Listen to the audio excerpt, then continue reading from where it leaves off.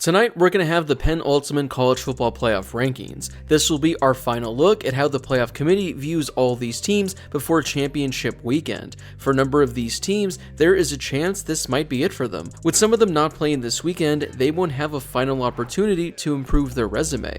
There are a number of teams who are still fighting for a spot inside the 12-team playoff. There's no easy way to determine who is better or who is worse. With that said, there are a number of metrics that give us a better understanding than simply looking at the win-loss record. Today, we're going to dive into those metrics and see if we can figure out which teams are truly deserving of making it in to the 12-team playoff. But before we get to today's video, make sure to hit that subscribe button and turn on those notifications if you're new to my channel. If you're watching this video, odds are you love college football, and odds are you aren't subscribed to my channel, so make sure to subscribe to one of the best college football communities here on YouTube. Entering tonight's rankings, I have 6 teams that are completely locked in regardless of what happens this weekend: Ohio State, Indiana, Texas A&M, Georgia, Oregon, and Texas Tech. We also have 2 automatic bids that are going to secure their spot this weekend. We don't know exactly what teams those are going to be just yet, but they're going to come from either the ACC, the Sun Belt, the American Conference, or maybe even someone else, depending on chaos that could potentially happen this weekend. So based on that scenario, there are 4 spots left in the 12-team playoff, and as of right now, I think there are 9 teams who are still alive that are going to be battling for those final 4 spots. Those 9 teams are Alabama, Ole Miss, Oklahoma, Notre Dame, BYU, Miami, Vanderbilt, Texas, and Utah.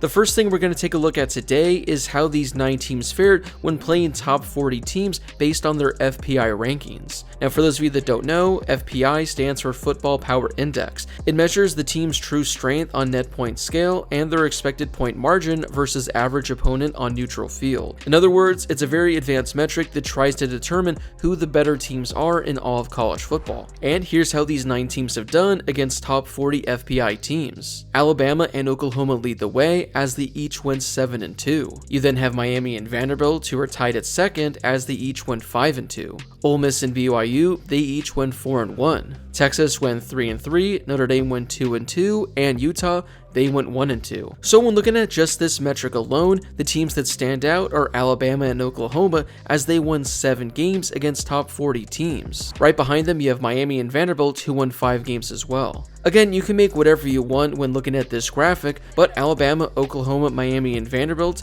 they won the most games against top 40 teams, while teams like Notre Dame and Texas, they didn't do as well. This next graphic has a whole lot of stats, so we're going to break this down one by one. On this graphic, I included where each team was ranked in the FPI rankings. It also has their strength of schedule and their strength of record as well. Everyone probably knows what strength of schedule means, but for those of you who are unfamiliar with strength of record, it reflects chance that an average top 25 team would have team's record or better given the schedule. We're going to start out with the FPI rankings. Now, when looking at this, Notre Dame actually has the highest ranking, as they're actually ranked number 3 in the FPI. Up next is Alabama at 6, and Miami is 1 spot behind them at 7. Utah surprisingly cracks the top 10 as they come in at number 9. When looking at the rest of the rankings, Ole Miss is at number 12, Texas is at number 13, Vanderbilt is at number 14, BYU comes in at number 15, and Oklahoma closes things out, ranked number 16. When looking at these 9 teams and their strength of schedule, Texas has had the most difficult schedule, as their strength of schedule ranks number 8. Right behind them is Alabama at number 11, and 1 spot behind Alabama, you have Oklahoma at number 12. Now, after these 3 teams that have a strength of schedule inside the top 12,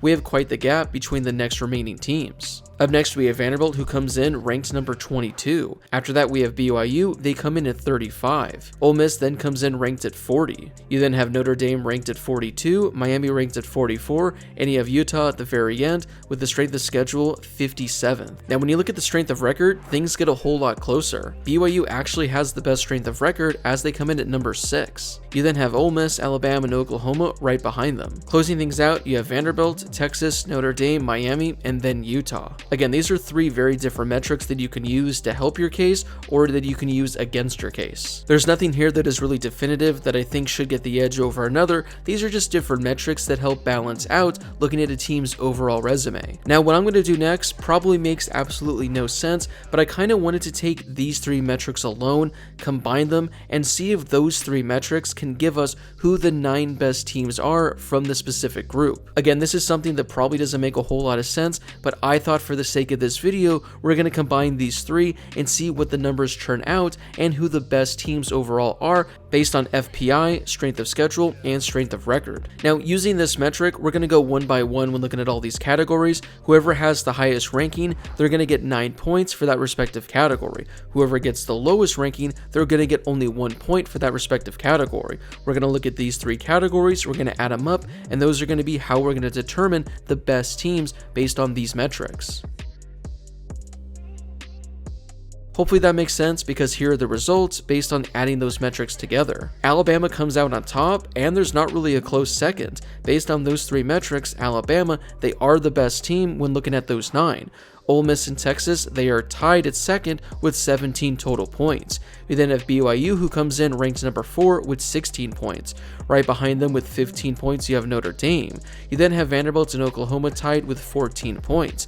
You have Miami coming in second to last with 11 points. And finally, in dead last, you have Utah with 8 points. Again, this probably isn't the best way to utilize these metrics. I'm sure there are smarter ways out there to do this, but based on those three, based on the value that we have between the three of them, if you add them up, if you base them off of those rankings, these are the 9 best teams when looking at those. So if you believe in FPI, if you believe in strength of record, if you believe in strength of schedule, these are how you would rank those teams 1 through 9. One final thing I wanted to talk about that doesn't involve using advanced metrics or anything like that, that is just simply record against top 25 playoff teams. When looking at this, Alabama, they're the best, they're 3-1 against top 25 teams. You have Ole Miss, BYU, and Miami, who are 2-1 against top 25 teams. Now, I did put an asterisk next to a couple of these teams because this could change based on the college football playoff rankings tonight. There are a couple of teams who were in the playoff rankings last week that were in the 20s that they might not be ranked in the top 25 tonight. So some of these teams against top 25 teams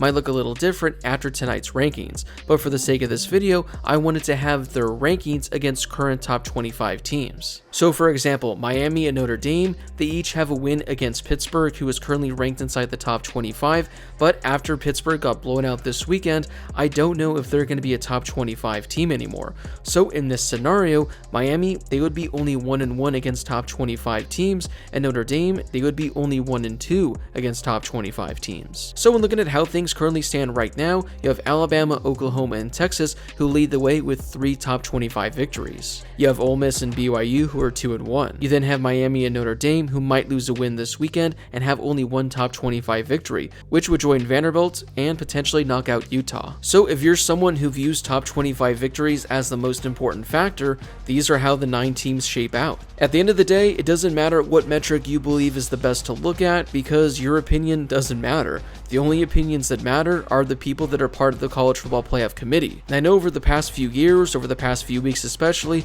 they try and let us know what they value most, but as we've seen in years past and in weeks past, they're not consistent. Whatever they say means absolutely nothing, because at the end of the day, the College Football Playoff Committee, they value certain things more than others that they aren't necessarily going to share with the public. Head-to-head matchups, those might not matter. Strength of schedule, that might not matter.